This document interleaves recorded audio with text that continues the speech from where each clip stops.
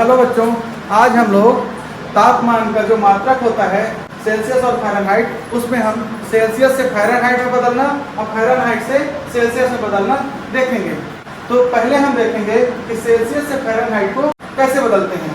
उसके लिए एक यहाँ पर फार्मूला लिखा हुआ है, सूत्र है कि सेल्सियस जितना दिया गया है उसमें मल्टीप्लिकेशन यानी गुणा करना है 1.8 का, और इसका जो हल आएगा उसमें 32 यानी 32 जोड़ देना है तो फ़ारेनहाइट बदल जाएगा।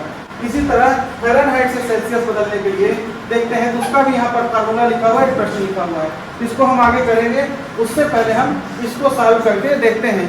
प्रश्न है कि 37 डिग्री सेल्सियस यानी 37 डिग्री सेल्सियस, 37 डिग्री सेल्सियस क्या होता है? किसी भी मानव शरीर का तापमान होता है। तो हम इसको देखेंगे फ़ारेनहाइट में कैसे होता है, फिर आप किसी भी टेम्परेचर को जो सेल्सियस में होगा उसको फ़ारेनहाइट में बदल सकते हैं। तो इस फार्मूला में हम इसको रखते हैं। यहाँ पर लिखा हुआ है सेल्सियस में गुणा करना है 1.8 का। हमारे पास सेल्सियस कितना है? 37। हम यहाँ पर लिखेंगे 37, फिर गुणा करेंगे 1.8 का और धन 32 बराबर हमारा डिग्री फ़ारेनहाइट आ जाएगा। अब इसको हल करते हैं।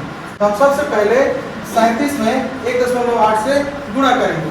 तो हम 37 में 1.8 का गुणा करेंगे तो कितना आएगा?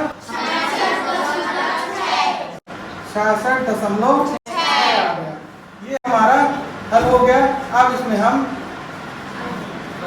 32 यानी 32 को जोड़ देंगे तो यहाँ हमारा डिग्री फ़ारेनहाइट आ जाएगा।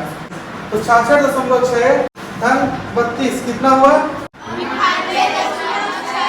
98.6 डिग्री फ़ारेनहाइट।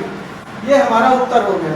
तो यहाँ पर हम देख रहे हैं कि 37 डिग्री सेल्सियस अगर फ़ारेनहाइट में हम देखेंगे तो 98.6 डिग्री फ़ारेनहाइट होगा।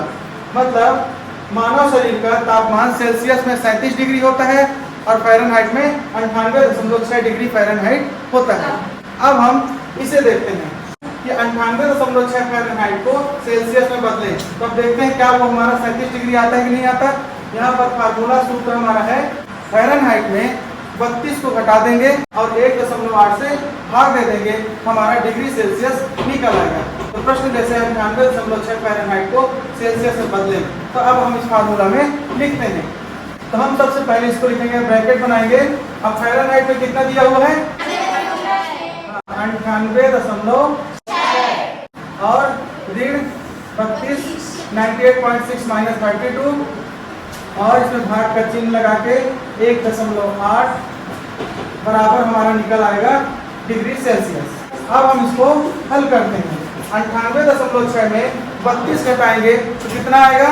66.6। इसको हल कर रहे हैं तो आ रहा है 66.6 भाग 1.8 बराबर डिग्री सेल्सियस। अब हम इसमें 1.8 का भाग देंगे तो जो उत्तर आएगा वही डिग्री सेल्सियस होगा।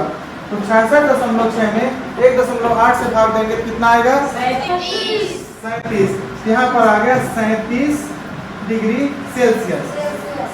अगर हम इधर देखते हैं तो ये मतलब होता है कि 37 डिग्री सेल्सियस बराबर 98.6 डिग्री फ़ारेनहाइट। इधर देखते हैं तो हमारा उत्तर आया 98.6 डिग्री फ़ारेनहाइट बराबर 37 डिग्री सेल्सियस। इस तरह आप कोई भी तापमान अगर सेल्सियस में है तो उसको फ़ारेनहाइट में बदल सकते हैं और फ़ारेनहाइट में है तो सेल्सियस में बदल सकते हैं। हम सभी जानते हैं कि जब बुखार होता है, जो थर्मामीटर से हम अपना बुखार नापते हैं, जो डॉक्टर हमारे पास हमारा बुखार नापता है, उसमें फ़ारेनहाइट और सेल्सियस के मात्रक बने रहते हैं।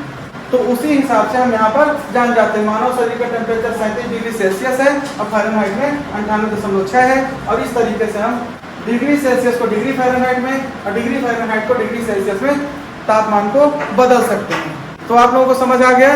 Yes sir. फिर हम अगली क्लास में देखेंगे सेल्सियस को केल्विन में बदलना और केल्विन को सेल्सियस बदलना, वो भी तापमान का मात्रक है। फिर अगली क्लास में मिलते हैं।